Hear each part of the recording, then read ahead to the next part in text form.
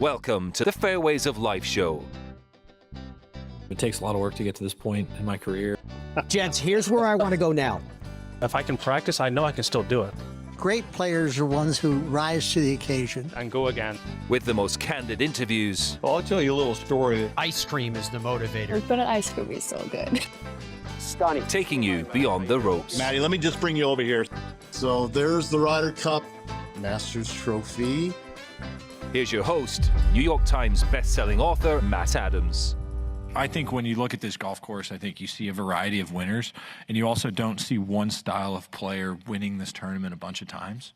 When you look at the golf course, I think it's so unique in a sense of the way modern golf is kind of trending. I think this place, you kind of take some steps back, or the areas to hit into are small, and there's certain holes where you can definitely take advantage of your length if you're a longer hitter. The Players always kind of was the kickoff to a big tournament every month, right? You've got this when they moved it to March, April you got the Masters, and then so on. I mean, there's a big event every month, so this is kind of right where I feel like you needed to know where your game was at every time.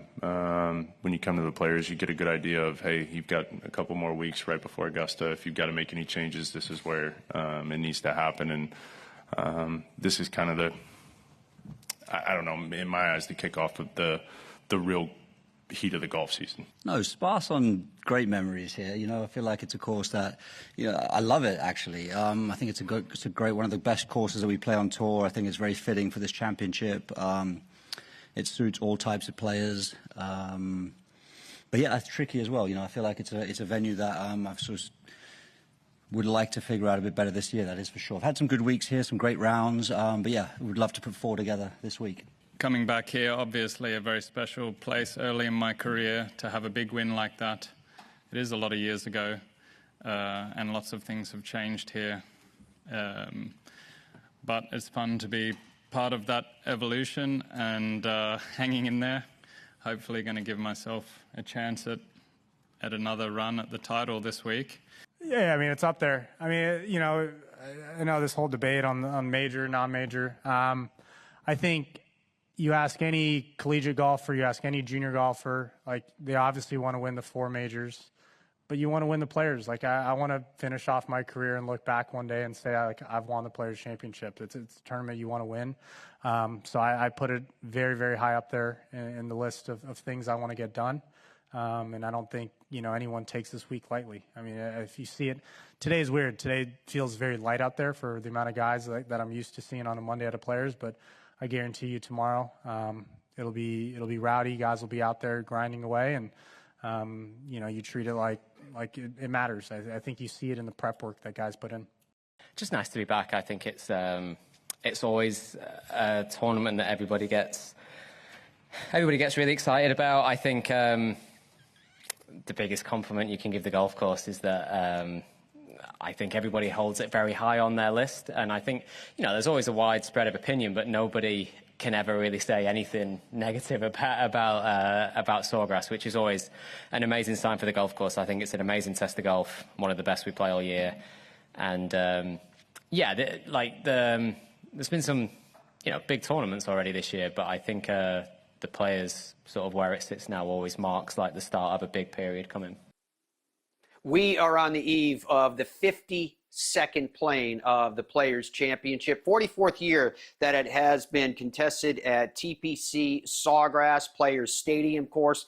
Cannot wait. Welcome into the PXG Custom Studios. You've never played like this before. Log on to pxg.com and see why. Cannot wait. We got so much lined up for you, even in today's show. A member of the broadcast, world broadcast, as it were, this week for the Players. Two players that are scheduled to compete in the competition coming up, to the Players' comments about this championship. And I love Scotty basically saying, you know, there isn't a type of player that can win at TPC Sawgrass Stadium course. It is kind of even in terms of play. It comes down to placement of your golf ball, control in relatively small areas that you have to hit into, and then what you do on the greens. Very much it will be about the weather and the setup of the golf course and how hard it is, how fast it is running. If it's running really hard and fast in the fairways, for example, then that rough that we've heard so much about, 5-6 inches and not planning to be cut, is going to become a huge issue for the players. But that's not what we're hearing in terms of the weather, and I'm going to get into that in just a little bit. As for this Players' Championship at TPC Sawgrass, a $25 million purse, stout FedEx Cup points. There are 123 players in the field. That's because 120 are scheduled. Brooks Koepka gets in. They even them out to complete a grouping, 123. All of the top 10 in the official World Golf Rankings at this hour scheduled to compete. All of the top 10 in the FedEx Cup, same. 28 of the 30 in the official World Golf Rankings in the field. 47 of 50 in the official World Golf Rankings on site here. Again, this is as of this hour. 14 players are making their debut. Notable players in the field, you probably heard me dancing around it because as of this hour, we're waiting for word on Rory McIlroy, Scheffler, Fleetwood, Morikawa, Henley, Spieth, Oberg, Rose, Berger, Schauffele, Batia, and Koepka amongst those that are represented. Past champions at the Players include, of course, Rory McIlroy defending. Last year, we went into a playoff with J.J. Spahn, Scheffler, Smith, Thomas, again, McIlroy in 19, and so forth. It is very, very stout all the way down to 2013 there where you see Tiger Woods. It is an incredibly exciting time whenever you sit on the eve of any event of this stature, and how and where you can find the players is stout as well. We're going to get into that in just 1 second. First, I want to comment on something that you heard a number of the different players mentioning from the sound that John Burke had put together for us and the way that Andrew just had it cut up. And it is this idea, because it's been bantered around in these days leading up to the start of this 52nd Players, of where the Players sits relative to the major championships. And I wanted to start out by saying, if the Players is or is not a major championship, let's talk about what it definitively is without a debate. And part of that is the impact that it has, at least in recent years, on the major championship season. For example, well, you heard me mention that Scottie Scheffler is a multiple-time winner of this event. So is Rory McIlroy. They both won it 2 times. And if either one of them, given that Rory plays, wins, then they're going to match Jack Nicklaus as all-time winners of the Players with 3. Pretty distinctive. But you look at what Scottie has done in the 2 years that Scottie won this Players, he went on to win the Masters. Last year, you had, as mentioned, McIlroy against J.J. Spahn in a playoff. Rory goes on to win the career Grand Slam at Augusta last year. J.J. Spahn goes on to win the U.S. Open last year. So the impact that the Players has on major championships is stout, even if by that major. For one guy's opinion, for my opinion is, I don't really get caught up with the is it or isn't it a major championship. I see why the tour wants it to be put into that category. And yes, I think it has a lot to do with an aggressive stature. It has a lot to do with the idea of the tour's value, because they don't own any of the 4 majors. So they've got this one and they're like, why can't we be a major too? I'm comfortable with the fact that the game of golf is 4 majors. I'm comfortable with the fact that the Players stands alone for what it is. And I think that anytime you have, and golf loves to use phrases like ecosystem and stakeholders, and all of those phrases to me are exclusionary. So if you want to have the 4 majors with fences built around it, walls built around it that the Players can't get in, okay, so be it. One thing that you run a risk of there is what happens if the Players ascends to a point of or beyond by comparison to one of those 4 majors. Rory talked about it last month when he was talking about he thinks that the Players has already exceeded the PGA Championship. This is coming from Rory McIlroy with the success that he's had at the PGA Championship. Think about that for a second. So it's a risk that you run if you decide, no, you can't be a part of our exclusive club, and then all of a sudden that entity exceeds some part of the exclusive club. Just something to keep in mind as you go through it. But in my mind, the Players is pretty much right where it should be. You have the 4 majors, great. That's in keeping with the history of the game and all that goes with it. But the Players has a place that is distinctive, that is alone. I think from a PGA Tour's perspective, their strategy should be make sure that the Players gets the same world ranking points as the 4 majors, right? Do everything you do, instead of worrying about whether LIV does or does not get world ranking points for all this time, worry more about the world ranking points that you're getting for the Players. Make sure that your house is in order. Make sure that the Players is treated in every way. I'm talking about the behind-the-scenes stuff, the functional points, etc. of the Players. Make sure that it has that status, and then just back away. Don't try to force it. Don't puff your chest out and shove it in there and go, we're as good as anybody else. Let it prove itself as it has been doing, and the Players will take care of itself. Whether it ever reaches the point where people are like, yeah, clearly it's the 5th major, I don't really think that matters as long as the Players stands alone. And I definitely think that the Players stands alone. All right, so let's hear from Scottie Scheffler now, where he was asked a really interesting question about, you're not playing as well as you have been playing, so how do you maintain patience along the way? You'll hear the question from the press room. What's the trick to keep from forcing it, getting frustrated, whatever, when you've had the run of success you had? Yeah, I mean, I think that's kind of a funny question, because if you flipped my season around and it was like, okay, I finished last week, like 24th or something, 24th and 12th, and like 3rd and 4th in a win, would the question be the same if I was coming from 3rd, 4th win? No, I understand. Yeah, so that's my point, is it's like your expectations of me are living week by week. My expectations of myself is almost more shot by shot. And so I think when you look at the perspective from the media is always trying to create a story, which can be a great thing. I think that's part of your job. But when it comes to my golf game and my expectations of myself, my expectations all are based around what I want for me mentally on the golf course, is being committed to what I can do and controlling that aspect. And so far throughout this season, I've been really good in some spots, and then some other spots I feel like I can improve in terms of my commitment to the shot. And you look at a golf course like last week where you get the wind blowing different directions and the greens are quite firm and the run-ups are quite soft, so you're forced to hit the ball up in the air. Sometimes it can be really hard to commit. And at times last week, I did a really good job of committing and then getting kind of a wrong wind direction. And there's a few shots that I would, like to have back in terms of my level of commitment to what I was trying to do. And I think that's also part of the challenge of Bay Hill is, like, what's good about the PGA Tour is we see such a variety of tests. So when you look at going from Pebble Beach to playing Bay Hill, Pebble Beach, you're trying to take spin off of every single shot. No matter where you are, there's no need for me to put any additional spin on the ball. We're near the ocean, it's windy, and the greens are basically mush. Then we come to Bay Hill, and like you look at a hole like number 2, the run-up area is very soft. The green is extremely firm.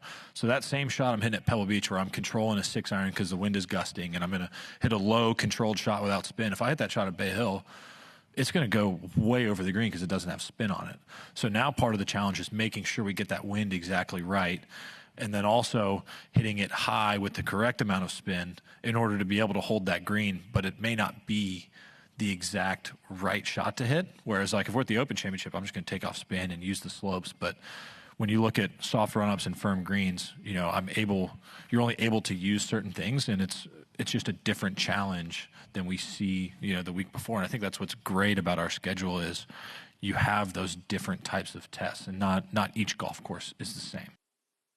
All right, that was Scottie Scheffler. I love that he was talking so much about Bay Hill because last week I had the honor of hosting our world television broadcast, which is outside of the United States, I think to 170 different countries, alongside of Dame Laura Davies, absolute legend, World Golf Hall of Fame member, 4-time major champion Craig Perks, who won the 2002 Players, Wayne Radar Riley out on the course, Amelia Duran, all part of our on-air broadcast team. And we watched Akshay Bhatia dealing with what was that kind of riddle that Scotty was talking about Bay Hill, because the surrounds, the raised greens were very soft and they weren't releasing.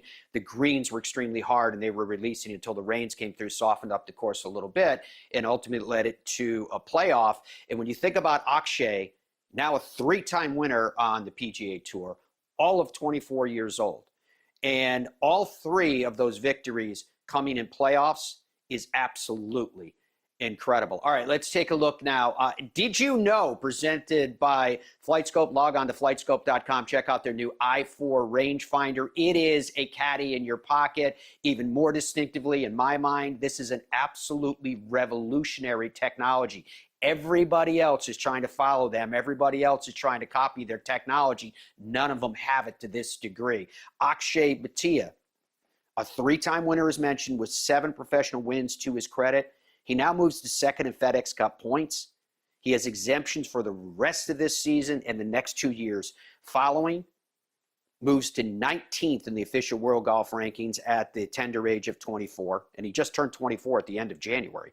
102 PGA Tour career starts to his credit.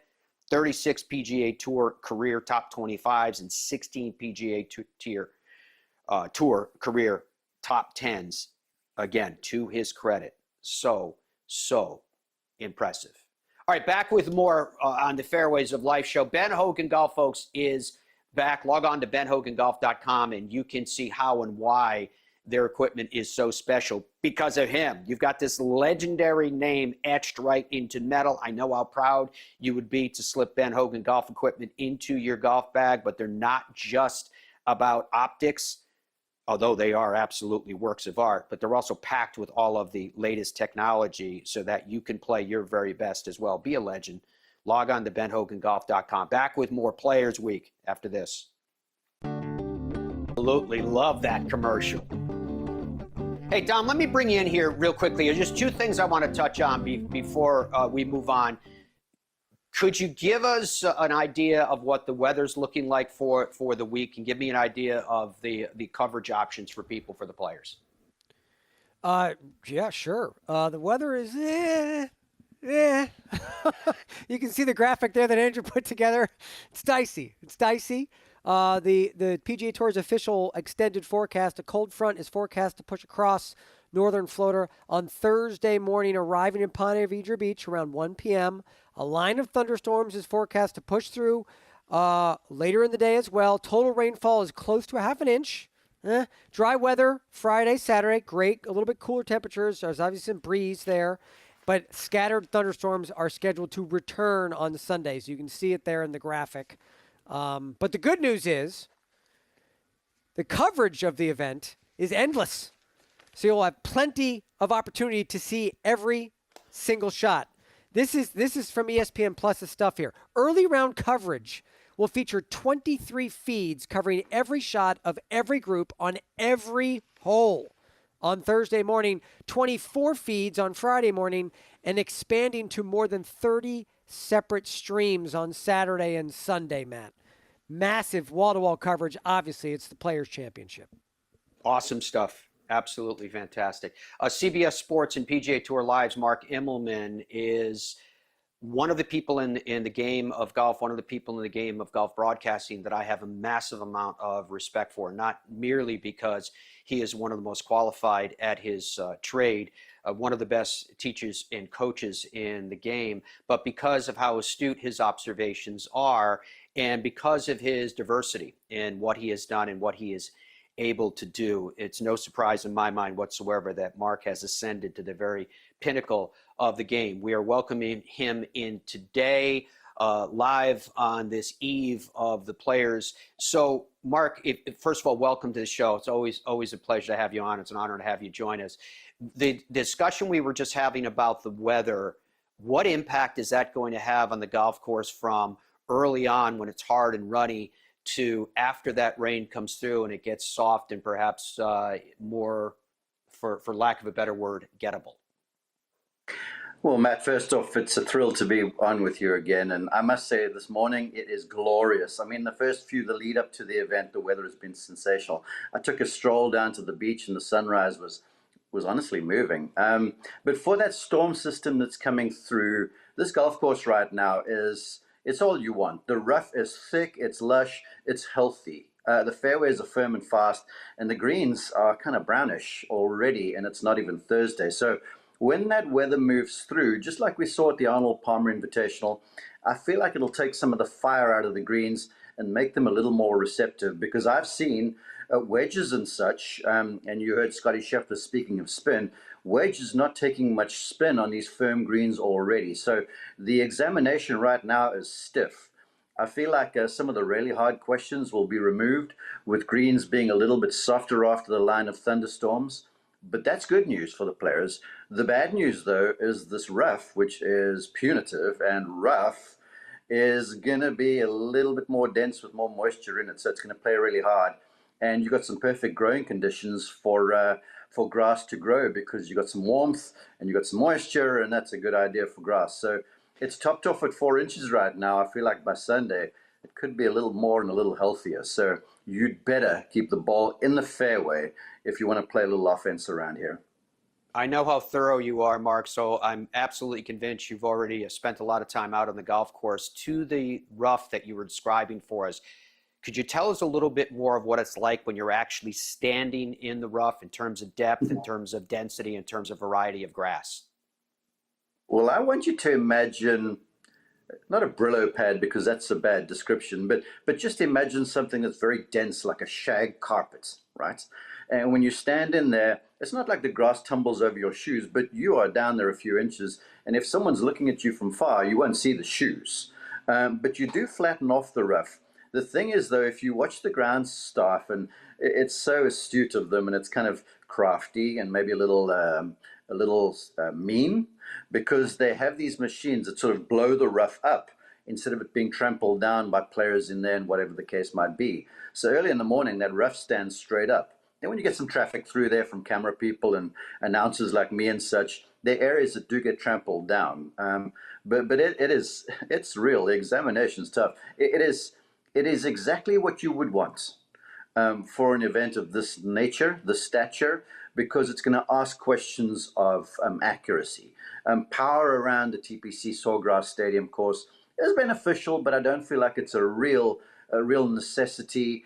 Obviously, distance control, touch on and around the green. So for the golf nerd like me, this is exactly what you want for a big event like this.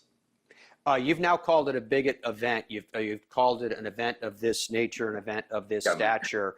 Are you past the conversation already of the debate of is it or is it not a fifth major? You know, I was listening to your argument on this, and I love where you go, and I'm very much of the same ilk. In a way, I'm a traditionalist, and the 4 majors to me are the 4 majors. Look, you know me, Bob Jones is my hero, so I recognize the US amateur and the British amateur as majors too, because Jones won the impregnable quadrilateral. But things change through the years, and I can see, you know, the argument behind a 5th major in the players. You come here, and you sense it is major. You go to this event, and it's as big, if not bigger, than the PGA, the US Open. The Open Championship, you've been there, is just massive, all right, and it takes over the entire town. I would argue that Ponte Vedra becomes the players this week, because even in the publics, there's the big playing man up, the gold man up there in the hotels. So it is a big event. I see why the tour wants to make it the major designation, but really it doesn't need that name, because the players who are the stars of the show, they recognize it is the biggest, most difficult event to win. So it's big. If it becomes a major one day, great. If it doesn't, I'm equally fine with that. We opened today's show with sound from a variety of players, but the first piece of sound that we played was from Scotty Scheffler. And he was talking about, and it's a common refrain, admittedly, that this golf course does not reward a particular style of play or a particular player, if you please. What is it? Why is that, Mark, that this is a golf course that whether you are the power player or whether you are the finesse player, seemingly you have a chance to win here? And last year was the perfect microcosm of that, where we watched Rory McIlroy against J.J. Spaun in a playoff. Yeah, I'll be honest with you. The first time I came here, I was like, you don't like this place very much. But then the more I walked around it, the more I understood the nuance of the design, and you start to see the genius of what Pete Dye did. Because I would say the test around here is more angles than what it's distance off the tee. And Dye wants you to hit different shots on the same hole, where it's like, if you hit a draw off the tee, you need to hit a fade to the green. And then he also makes you, which is kind of an ode to Bob Jones maybe, and certainly to Augusta National in these places, where if you take the hard line off the tee, you're rewarded with an easier shot to the green. If you take the defensive line off the tee, which it allows you to, you'll have a harder shot to the green. So it's kind of when you adopt the risk. And so you'll find, the professionals where every shot counts and it means a lot, they'll play to a place where it's like the professional situation where they're stacking the odds in their favor. Now, think of a hole like number 9, the par 5, right? You've got this long par 5. It's almost a double dogleg the way it's shaped. If you drive it down the right, it gives you an easy second shot. But for someone like a Rory, you can drive it through the fairway into the penalty area. So it forces him to move the driver a little to the left, kind of to where the other people are playing from. So there's genius in the design. It doesn't handcuff you if you want to hit driver. You can. It's just you got to bear the risk in mind and then make the savvy decision, I would say.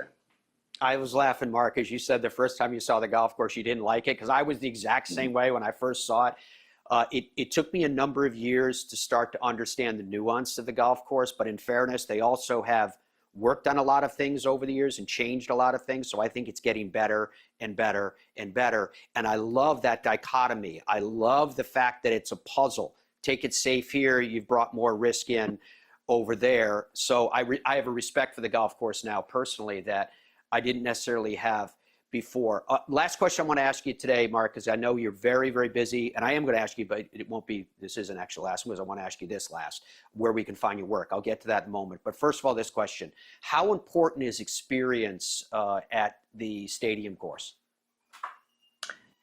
That's a good question. It's sort of a loaded question, because we've seen folks who've shown up there kind of green win, and then we've seen folks who played forever take a while to learn to win. I would say I don't think experience, look, it's beneficial everywhere, but this place is going to identify the best ball striker this week. It's going to identify the best decision maker this week. So you could come in brand new and be like, I'm hitting the ball on the button, I'm hitting the ball on my numbers, I'm making putts and stuff, and you could threaten and have a chance to win the tournament. You could come in here with oodles of experience and not hit the ball very well and then not play as well as what you would like. So I would say experience is always beneficial, but I don't feel like, Matt, that it's sort of a must-have, if you understand what I'm saying.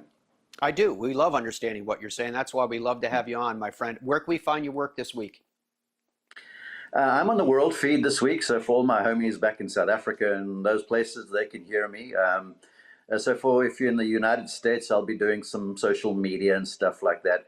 Go check out my friends on live. You mentioned there's wall-to-wall coverage over there. It's like major championship coverage. So lots of live coverage. I'm not on there.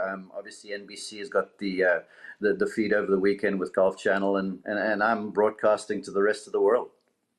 And the rest of the year, he's also with CBS Sports when they have the rights for PGA Tour coverage, which will kick back up again. Mark, always a pleasure. You are the best. Thank you so much for your company. Folks, we will be back with more on the Fairways of Life show as we're sitting on the eve of the 52nd Players. When we come back, we're going to be joined by multiple players who will be competing in this competition this year. It's beautiful, isn't it? No better time to be at a great golf course than in the morning and watch that golf course wake up to the world, especially when it will be a stage that will host such drama in the coming hours and in the coming days. Really excited about our next guest, AJ Ewart. 8, you heard me correctly, 8 PGA Tour starts, 70th in FedEx Cup points currently, 24 PGA Tour America starts, including victories there, 10 PGA Tour Canada starts. AJ is from Vancouver, Canada, in fact. He was medalist at Q School last year in his first attempt to earn a PGA Tour status. Only 26 years old. He turned pro in 2023. Pleasure to welcome to the show. AJ, how are you doing? How are you in terms of being at events of stature that are so big that you can calm yourself and get ready and say, no, I've got a job to do out there. Q School is a good example of it because most people are consumed by the nerves of the same. But how were you able to control yourself emotionally and then physically perform as such? Hey, yeah, thanks for having me on. You know what? I think it's, there's a lot going on, and obviously it's a big stage, but I'm trying to dumb it down into just another tournament, and it's hard to do so, but just enjoying the week and just getting prepared just like any other week and getting ready to go out and attack the golf course or to my best abilities or to whatever the golf course gives up. But just trying to treat it like any other week and make sure I'm ready to go by the time Thursday rolls around. Are you a plotter when you get yourself ready on the golf course, or are you just playing by feel? Yeah, I mean, I think this week demands a little bit of both, just hitting shots that you're comfortable with off tees, but also making sure you're hitting it into the right spots on a lot of holes. I've leaned on help from other players this week, and they've been super helpful in that aspect. So just kind of combining both and just picking apart the golf course to my best ability. What is your impression of the golf course so far? It's so good. It's pure. It's a great test. It's a good challenge, but it's also very fair. It rewards good golf shots, but penalizes poor golf shots. So definitely a premium on hitting a lot of fairways and then hitting it into the right spots in the greens. And if you do missing it in the right spots. So just it really requires you to be on at all times and really using your mind and keeping that sharp this week is going to be a important tool to have. Yeah, to that point, in terms of your strategy this week, is this a golf course where you feel like what you've seen so far, in fairness, but is this a golf course where you feel like there are times that you can hit the gas a little bit, there's times that you need to be more conservative, or do you have to err to one side of that or the other and stick in that lane? Yeah, I think this golf course is great because it gives you that option a lot, right? You can choose to take on a lot of trouble, and if you are able to pull it off, you're rewarded with good opportunities. But if you decide to lay back and be a little more conservative, you're going to be challenged with a trickier shot into the green or a harder lead. So it really demands good shots, and it's a lot of risk reward, and it's a great challenge. And what's your nature, AJ, as a player? Do you view yourself as being more aggressive, more conservative, or somewhere in that mix that you just described? I would say I'm pretty a good combination of both, but maybe lean more towards the conservative side a little bit. But it's obviously situational dependent, but there's a good mix, but I would say I lean a little bit more to that conservative side. When you won Q School, was it tenacity? Was it finding the right balance at the right time? Was there any element of it and I mean this respectfully, but a young person who didn't know what they didn't know, and you go out and you become medalists at Q School? I mean, how many guys, I'm talking about older guys, came up since and slapped you in the back and said, dude, I can't believe what you did, because they've thrown up all over themselves multiple times trying to get to Q School, and you blasted your way through it. What was the magic there? Like I said earlier, I think I tried to dumb it down into just treat it as any other tournament, right? And obviously there's a lot more at stake and a lot going on, but I did my best to just prepare as if it was any other tournament and go and you prepare to win, and I did that, and I executed the game plan and came out on top. So I think Q School, sometimes it's obviously a big couple of weeks or months that people go through and can change your life, but I just tried to treat it like any other tournament and prepare to win and not just to get by. And I think when you set your sights pretty high, and if you don't hit them, you might be pretty close. So that was kind of my plan, and yeah, it ended up working. Your ability, AJ, to control your emotions, that's been much of what you've been describing, in my view, through all of this, expectations, etc., planning. Is that just part of your nature? Are you the type person that goes, look, if this doesn't work out, I've got these other pathways. It's not the end of the world one way or the other. I can find other pathways to success. Is that who you are? Yeah, I think a part of it. I'm pretty laid back, and you know, I've had things, my career hasn't gone, the way maybe some guys would expect it to go. I've taken different paths, through college golf, and things always haven't worked out for me in the best way. So, I kind of take everything with a grain of salt and just go with the bumps in the road and, find a way. And I think everything happens for a reason. So, just taking everything with a grain of salt and just keep putting one foot in forward of the other. And that's just kind of how I go about life. Could you fill us in on what you mean by maybe the career hasn't gone the way other people might have thought that it should have gone, or maybe even yourself from that regard? Give me an example of what you mean there, if you would.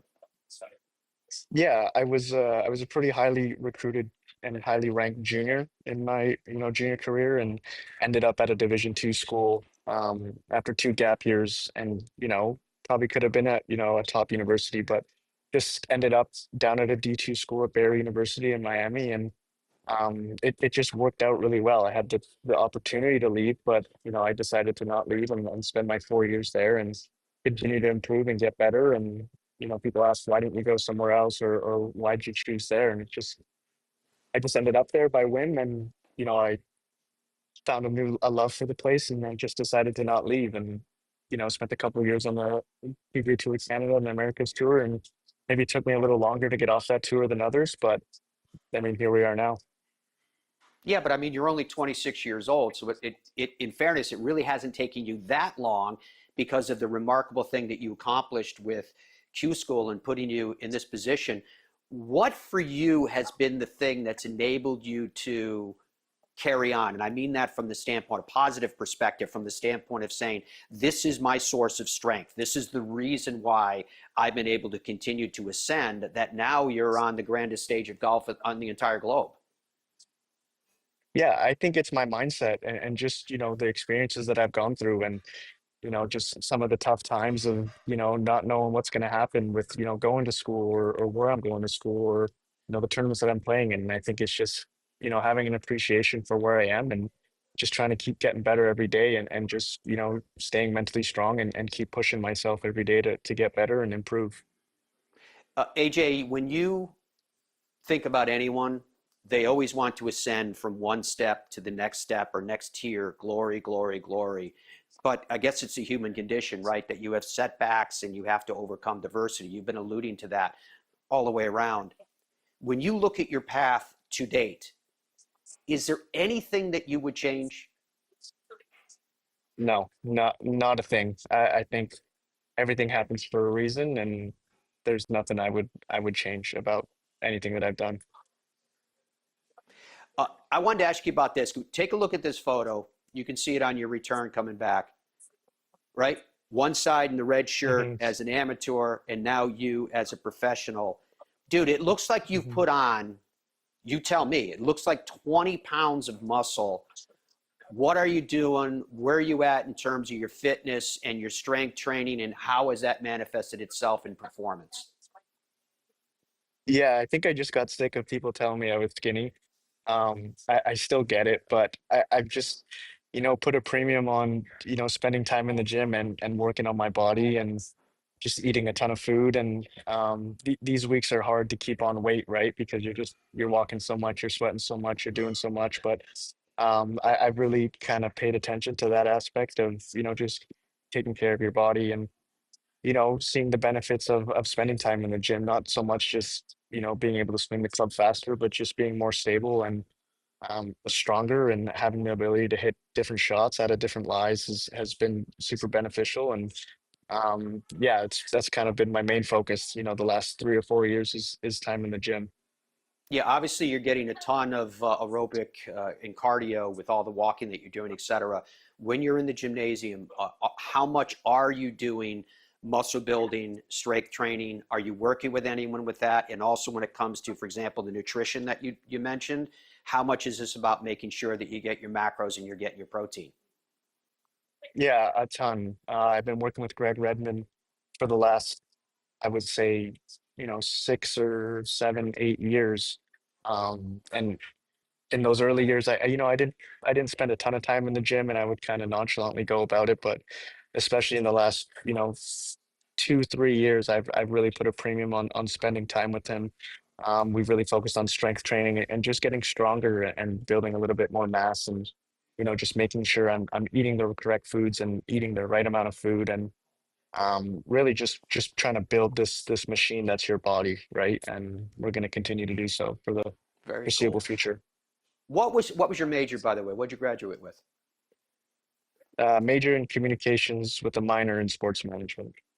Oh, that's cool. So perfect for the field that you went into in terms of the training that you had there as well. All right, I'm going to ask you 2 questions to wrap up, the last of which is about your sponsors. So just giving you a heads up that that's on its way. The first question I want to ask you is that as a young player that has reached the pinnacle of your sport already, you are the CEO of your own corporation. What do you want the AJ Ewart brand to represent in the marketplace? Just a fun, exciting young Canadian kid that loves to play golf and loves to compete on the highest level and holds his head high, no matter the situation. It can be tough at times, but I'm just trying to be a good version of myself every day and just keep grinding away and trying to get better. And that's always what I think is I don't need to be perfect, just a good version of myself.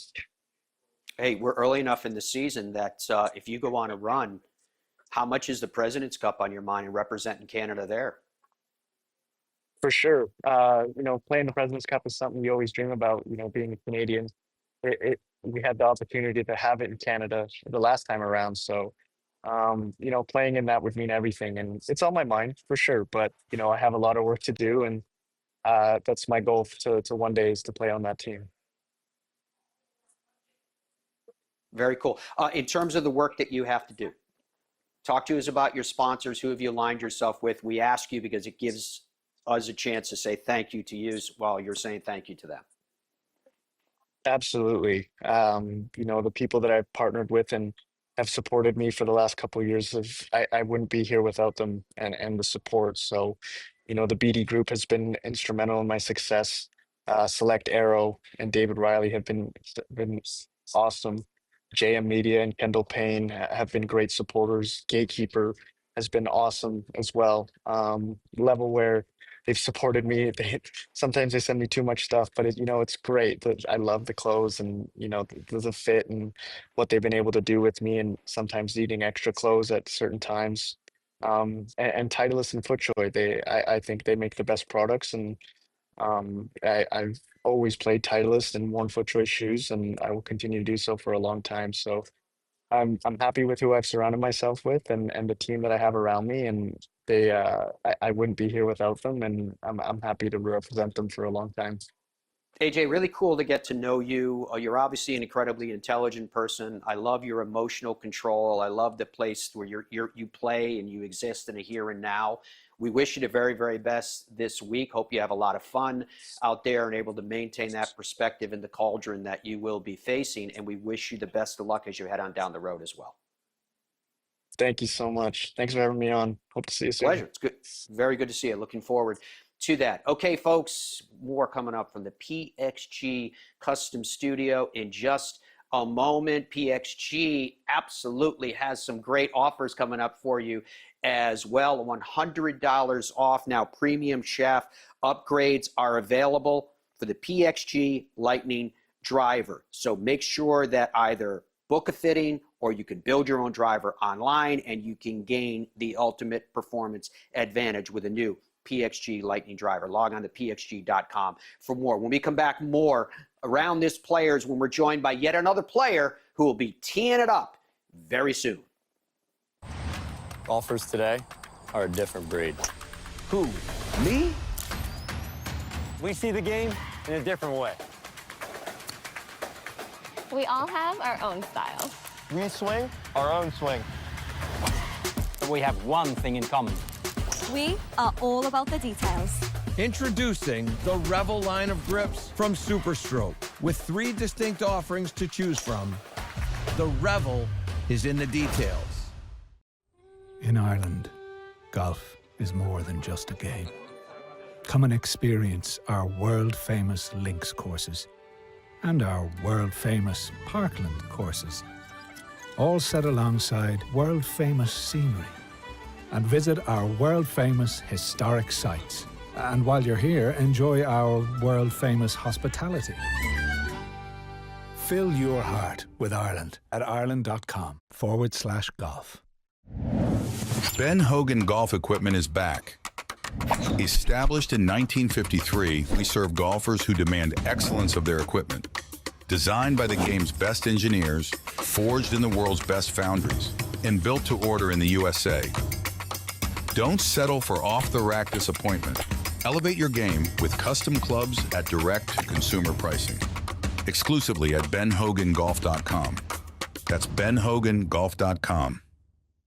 When you play PXG, everything clicks. That's the sound of confidence, of performance, of knowing your new PXG Gen 8 irons and new Lightning woods are designed and custom fit for pros and golfers just like you.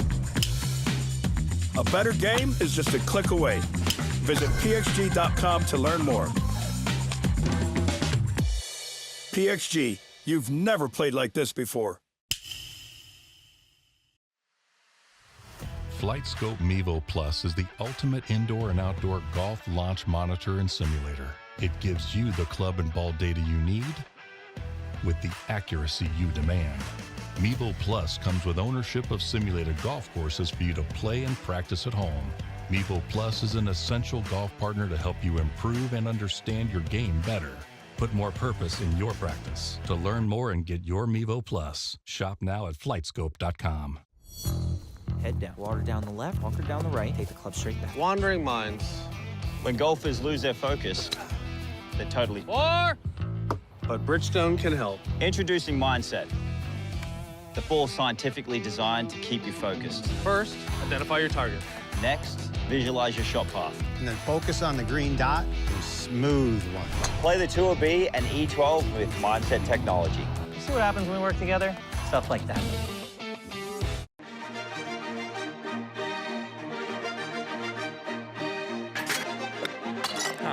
Nice one.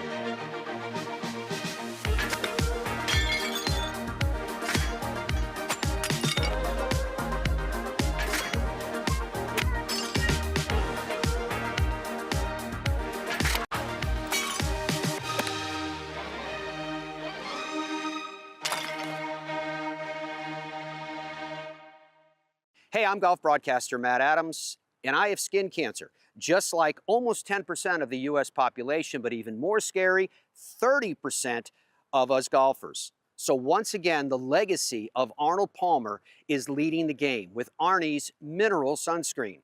It's a lightweight SPF 50 mineral-based sunscreen that's clean, safe, non-greasy, and no fuss. Log on to shoparnies.com to protect yourself and live life to the fullest, just like the king.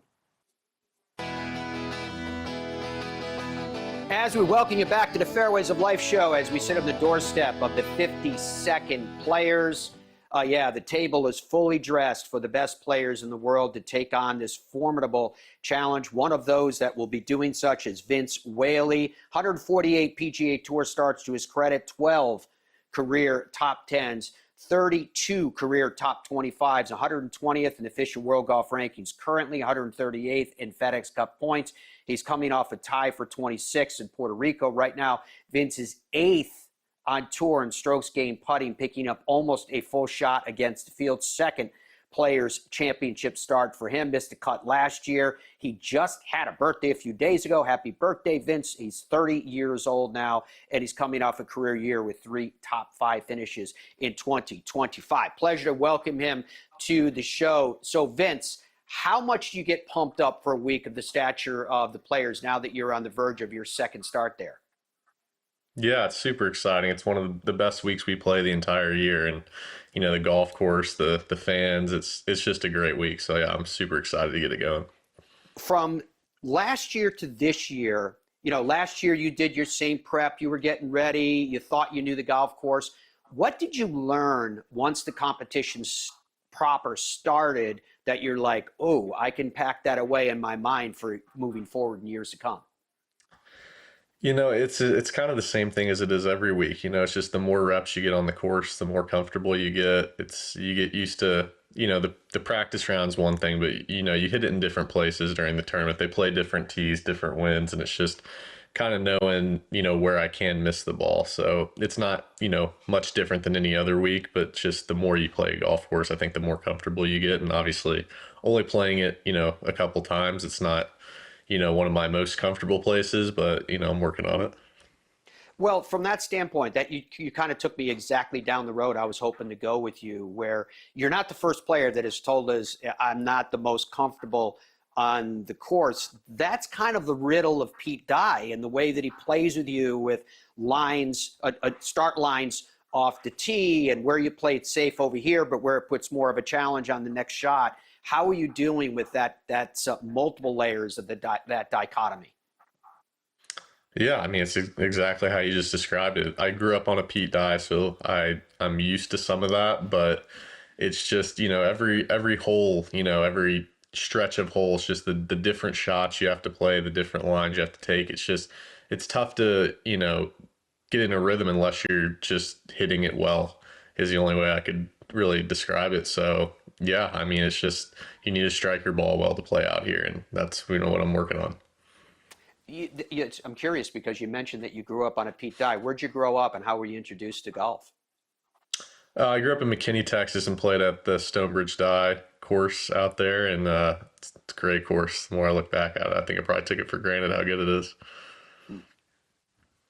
The fact that you're here this week and you're surrounded by the best players in the world, the fact that last year you had the year that you had, that where seemingly every other tournament your name was being thrust up at some point or another on the leaderboard and in our broadcasts and more. What was it, Vince? What kind of flipped the switch for you where you all of a sudden had the confidence to say, I deserve to be out here and I can play golf with anybody? Yeah, I think I've always had a good foundation with my short game. I've always putted and chipped it really well, and the ball striking has come and gone, how it kind of always does for people, ebbs and flows, but it's, last year it just kind of got into a little bit better of a groove, and I'd say it was the first year I felt like I really could win out here. I obviously played 5 seasons before that, but I don't know if I truly believed that until last year. So yeah, I mean, just getting the reps in, like we kind of talked about, knowing these golf courses and just getting used to playing with all these guys. Everyone's really talented, and sometimes it can be a bit overwhelming playing with some of the top names, but you just kind of get used to it by playing with them. And yeah, I just kind of felt like I took a little step, and obviously haven't had the start I wanted this year to build on that, but still think we're moving in the right direction. Yeah, this year compared to last year, this year is still so young. You still have so much real estate before you in the 2026 season. What is different when you compare where you let off in 2025 to where you stand in 26? Yeah, I mean, I was ready to just come out of the gate going, kind of how I finished the season. It's just not how it's gone. I think that's the great thing about golf is just, how I kind of talked about the ebbs and the flows, but you just, you can feel so good, and then suddenly you're just not hitting it quite as good, and it's so tight out here. The line is so fine between good shots and bad shots sometimes, and it just kind of feels like it can build on itself, and you just kind of need to get that momentum on your side. And yeah, just not a great start, but the cuts I've missed have been by 1 or 2 shots. I don't feel like it's far off. It's just not, how I wanted to start. I think if you could, and I'm curious what your perspective is as a tour player.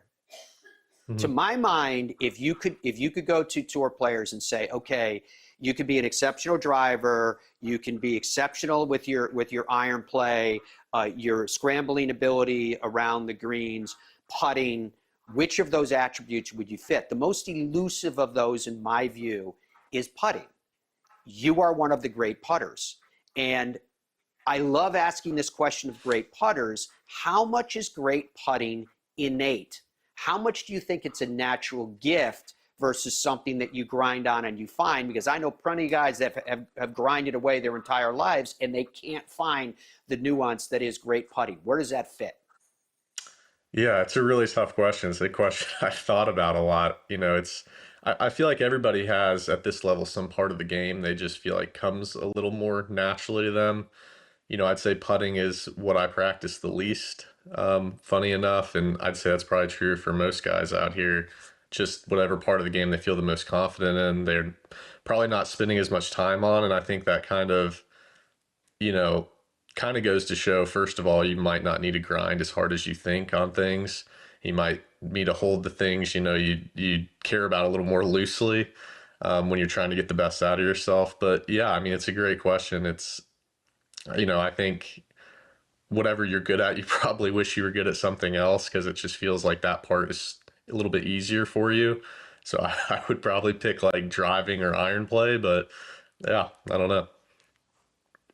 I love that. I love this conversation, because whenever you talk to great putters, and I've talked to across the spectrum, like Dave Stockton Sr., and all of you guys that are great putters are all kind of the same. You're like, yeah, I look at the target, I react to the target, and I put it up there. And everyone else is scratching their head going, I was looking for this, this little gem of this is how you become a great putter. And that's why I always ask that question of, is it a gift? Is it something that innately that you were born with when other people search so hard to find it? I know I'm reiterating the same question, but I'm only saying it because I'm hoping that there's some gem that we all can learn from people such as yourself.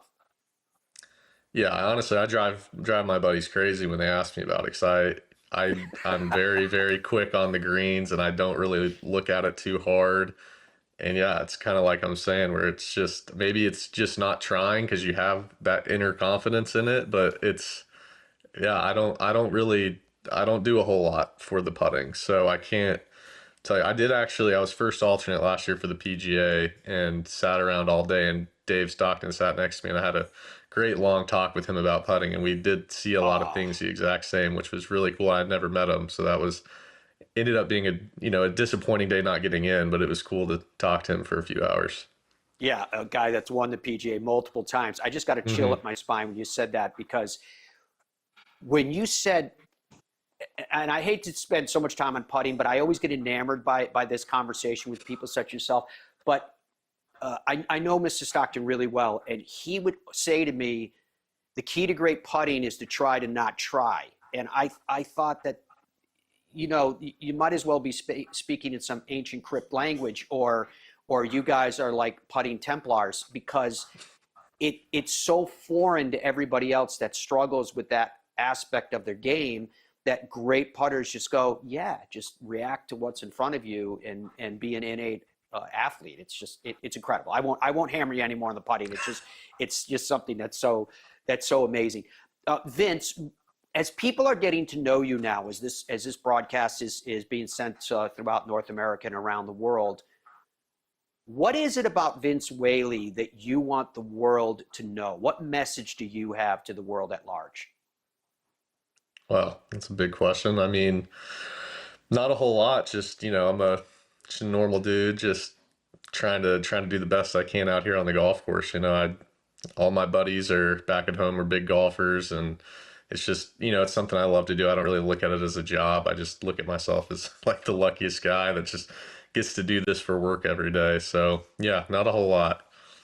Have you been able to discover, I'm sure you have, because as a touring professional, you've been a part of a zillion pro-ams, a zillion charity events, etc., that you're now on the grandest stage for golf in the world, and that being there and doing what you do and doing what you love to do, that, as you said, really isn't a job, and at the same time, you still can inspire people and move people because of what you have accomplished, maybe because they're searching for something in their own life, or maybe because of what you do has touched theirs. Yeah, it's very true. It's not something I really would say I think about a whole lot. If anything, I would say, I'm hoping to inspire the guys that weren't more the young golfers that weren't, the highest recruited and best players, and still figured it out and still got to the highest level, and were able to compete against these guys and just kind of figure it out as it goes and just try to get a little bit better every day. That's my story, and that's the kids I connect with when I talk to them, and yeah. So does Vince Whaley, as chill as you come across, do you view yourself as kind of a bulldog? Do you kind of view yourself with a little bit of a chip and something to prove?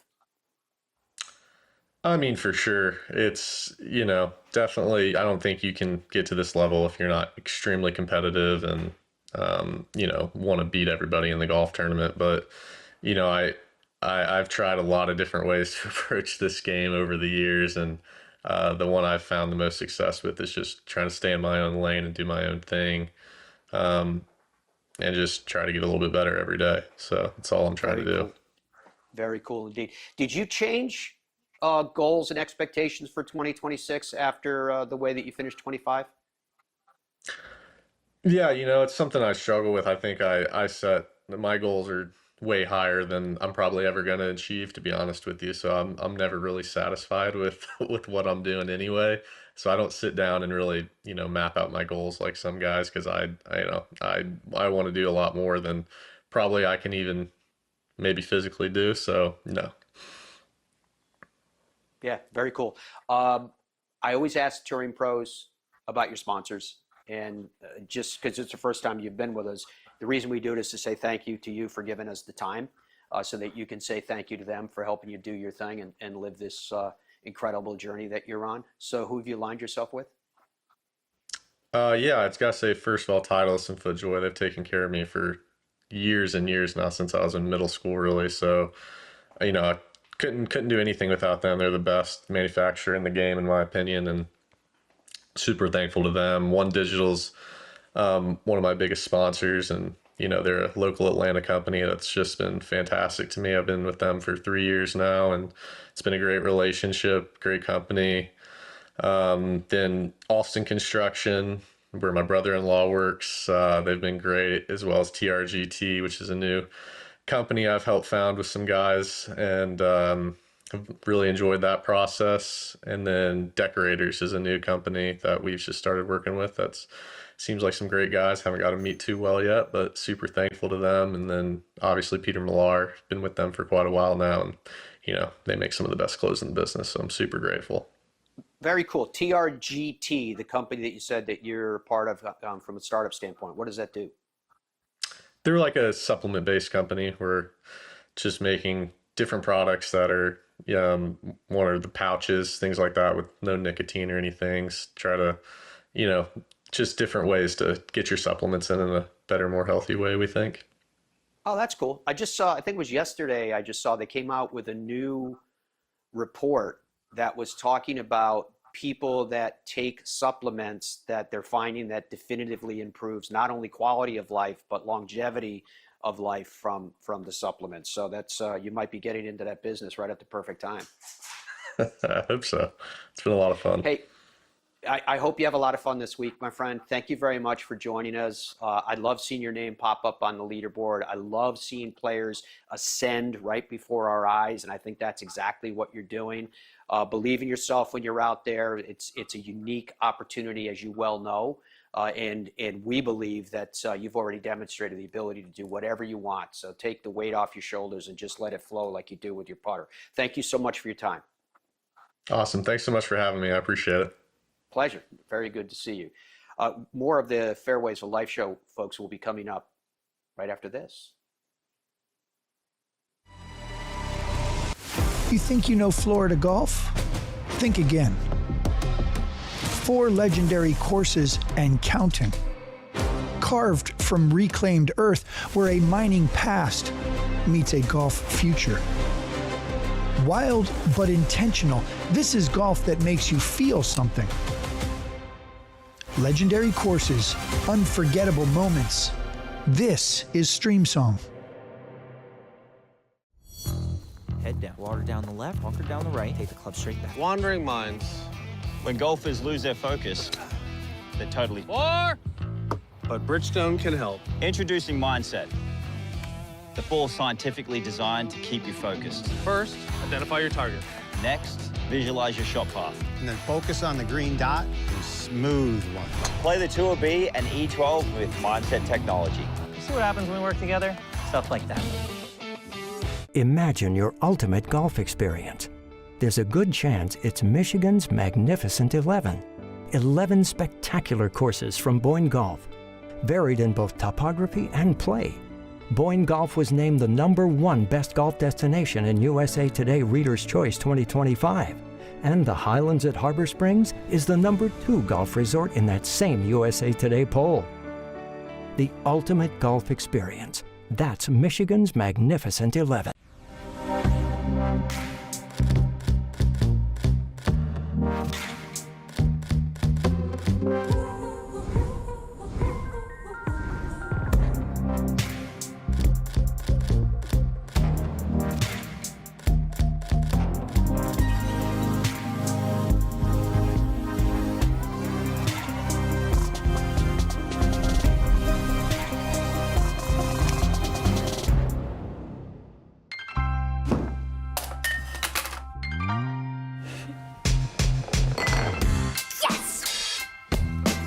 This is golf. Nice shot, honey. And this is Golf's Superstore. Oh, yeah, we'll take this. When you play PXG, everything clicks. That's the sound of confidence, of performance, of knowing your new PXG Gen 8 irons and new Lightning woods are designed and custom fit for pros and golfers just like you. A better game is just a click away. Visit pxg.com to learn more. PXG, you've never played like this before. Hey, I'm Golf Broadcaster Matt Adams. You know, Hub's Peanuts has been cooking up the top 1% of peanuts for over 70 years. And these aren't your average nut. These are super extra large Virginia peanuts cooked in the USA. Family-owned Hub's Peanuts have more protein than any other nuts. So whether it's a boost on the course or a special gift, the variety of flavors guarantees Hub's Peanuts is just what you need. Family-owned, nutritious, delicious, and sustainable. Hub's Peanuts, it's just right. HubsPeanuts.com. FlightScope Mevo Plus is the ultimate indoor and outdoor golf launch monitor and simulator. It gives you the club and ball data you need with the accuracy you demand. Mevo Plus comes with ownership of simulated golf courses for you to play and practice at home. Mevo Plus is an essential golf partner to help you improve and understand your game better. Put more purpose in your practice. To learn more and get your Mevo Plus, shop now at flightscope.com. 4! This is golf, and this is Golf Superstore, the only place you can walk in for a free driver fitting, have it built, and tee it up the same day. Try Fit and Go today. Yeah, I mean, very blessed to win his event. You know, everyone knows when you show up to this tournament how hard it is. An elite field, obviously, and just very honored to win his event. I know he was, up there watching and probably pretty proud of how that finish was for this week. And yeah, just super fun. The fans were right there with me, which is really cool. Felt like Arnie's Army for me.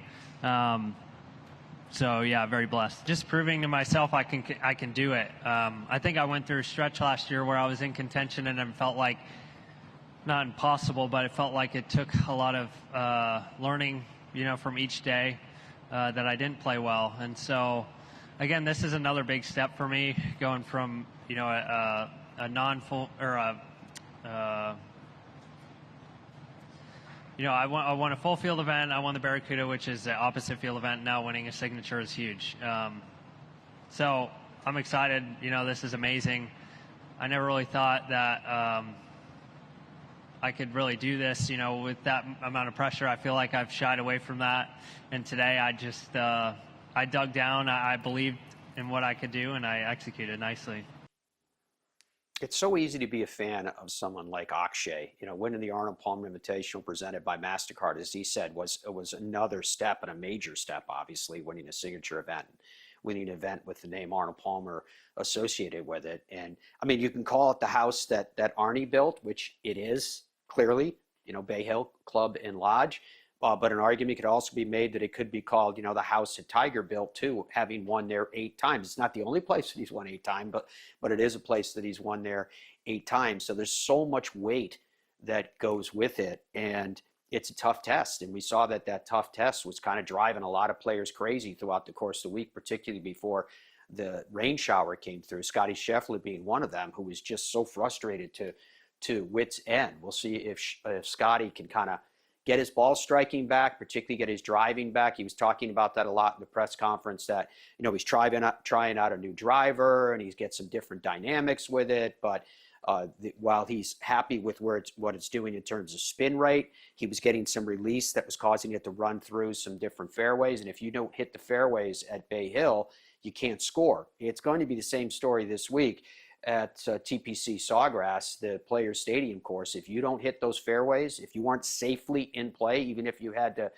dial it down off the tee, then you're going to be in deep, deep trouble, literally and figuratively. So, Dom, the thing that, now that we have a chance to breathe a little bit with all of the guests that we had today, which was awesome, by the way, great job getting the players lined up and getting Mark lined up and all the rest. But when you mentioned, I'm not even sure what the number, if memory serves me, it was 30 different streams that are going to be available through, I believe, ESPN Plus, if I remember correctly. Is that what that press release said?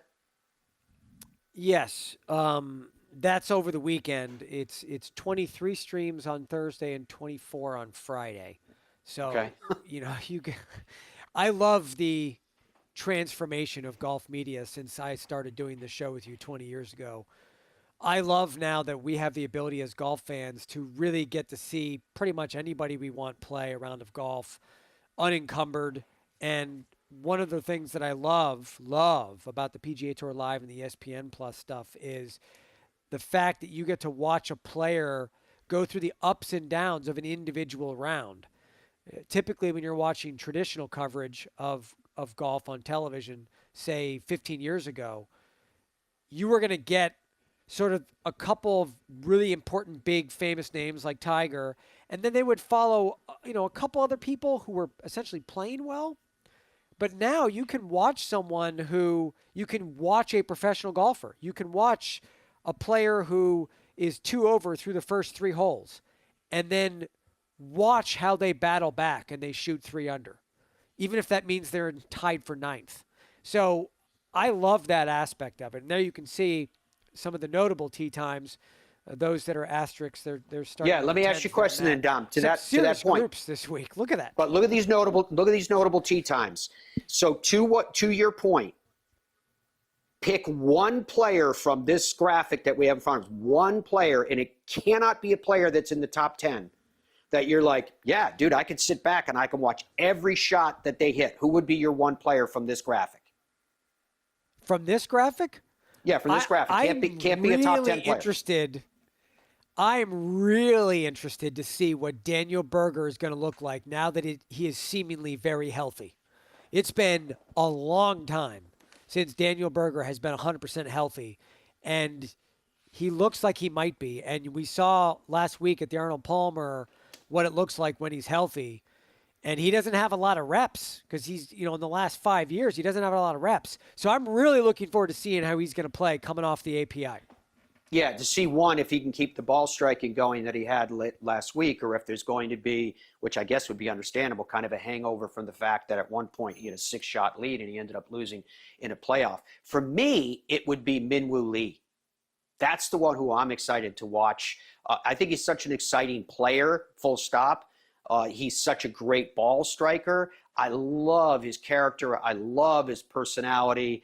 I'd be curious to see what Min-Woo Lee does from the standpoint in the context of this conversation going, yeah, with these different feeds, you can get these various players and see them in full flight from beginning to end.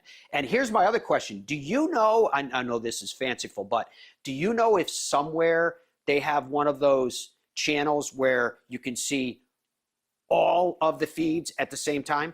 All the little boxes with everything going on?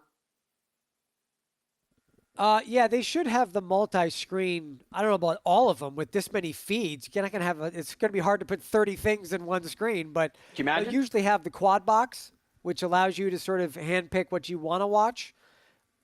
I don't even know what I'm going to watch, to be honest. It's just so much. I'm probably going to be flipping around like a toddler, just going from one to the other, one to the other. That's what I'm saying. It's hard to turn it off. But let me ask you, we haven't had a chance to unpack anything. And we talked to Mark Immelman about it very briefly, but the weather is concerning. And I'm just wondering how you feel like that's going to impact things, especially considering Mark Immelman is giving us reports on the ground that the rough is 4 or 5 inches and is already thick and juicy and impossible. And now you're talking about two days of rain falling on top of that already healthy grass. I mean, I guess I have two questions. Let me make it more specific. One, how would you anticipate this weather impacting the event? And two, when you look at where the weather is going to fall, do you think that there is a totally unfair end of the draw because of it? I want to talk in terms of the generality of the impact that weather has on an event like this, and then we can back into the second question about who's on each end of the draw.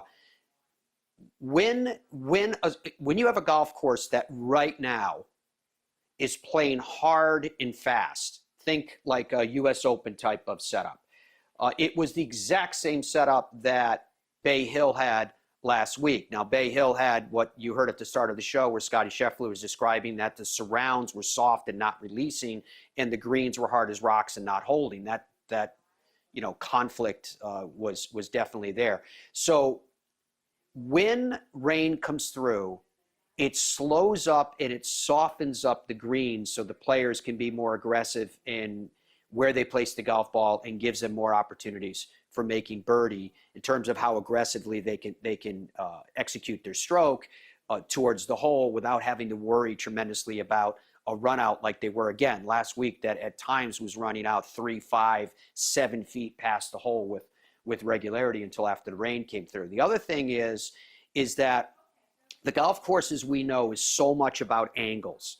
And when you look at the tee box, for example, on 18, where they have to hit into that fairway, if they want to challenge the pond, the water, or as they call it, penalty areas, if they want to challenge that for a better angle and a shorter shot, more exacting shot, more deliverable shot in terms of opportunities for birdies, you have to take on more of that water and run that risk, right? We know that the perfect shot off that tee is a draw, but if you overdraw it on a more aggressive line, you're taking so much risk inherently with that type of play. However, and contrary to that, just to finish on that thought, if you take it straight or if you play a fade, you're going to be running into that right rough, and now you're subject to all those things that you were just alluding to that Mark talked about in terms of the density and length of the rough and the way that they prepare the rough so that the ball falls deeply into it. However, when rains come through, what the rain does is rain effectively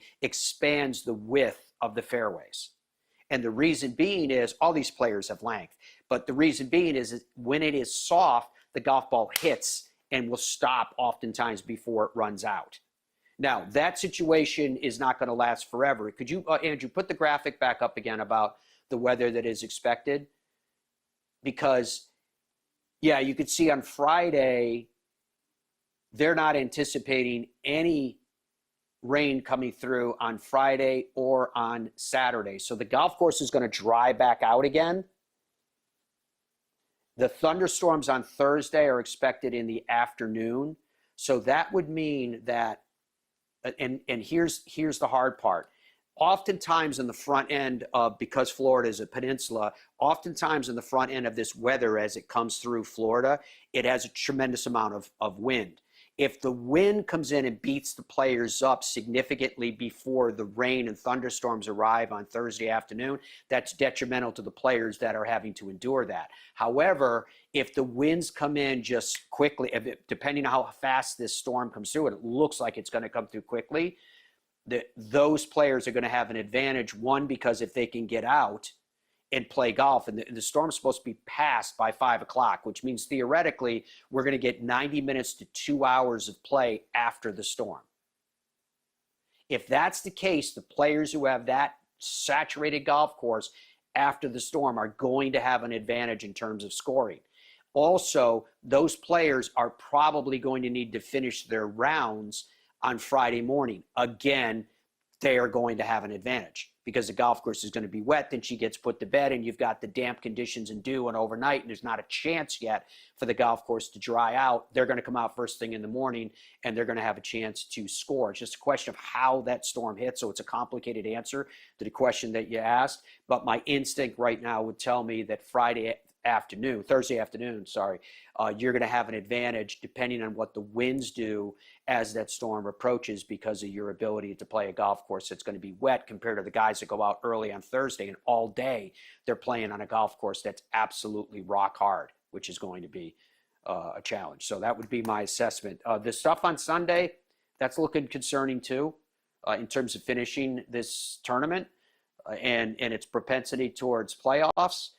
Yeah, that's going to be concerning in terms of timing of how they finish it all up. So we might be, I mean, it's really early to be saying this. There's so many variables that come in, but you could be looking at a situation where this gets pushed to Monday. Boy. Yeah. I don't like the sound of that. I hope that doesn't happen. Although we'll see. I hope the wind happens. I enjoy the carnage.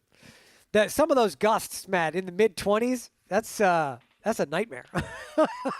I love it. Yeah. It starts to be I like club, that, though. club and a half. I like that. Because that golf course is so much about precision and placement, as we heard from all the players today, and the importance of the same. So I don't know about you. For me, I can't wait. I'm going to try to get all my work done really early in the morning, working out and doing all those things so that I have the whole rest of the day free to really take in everything that's going on. I could tell you that the golf course is primed. I went and checked out the rough. It's really thick and really deep. As we've heard from multiple players, the greens are hard and fast and running, and so are the fairways. The weather conditions have been perfect because the mornings in Jacksonville and the Ponte Vedra area have been relatively cool, even though a few days last week leading in, it's been really warm up there. When this front comes through, it's not going to be. It's going to be cool. So I do still think that the golf course can dry out on the second half of the day on Friday and particularly on Saturday, but then you've got more storms coming through on Sunday. So we'll see how it all plays itself out. But I can't wait. I love it, and I'm really excited about it, and hopefully all of you guys are too. So a great show today, Dom. Great job, Andrew and John and everybody that helps us put all the details of what we do together. We are on the verge of the 52nd Players. This is the 44th edition at TPC Sawgrass Players Stadium course. Until we are together.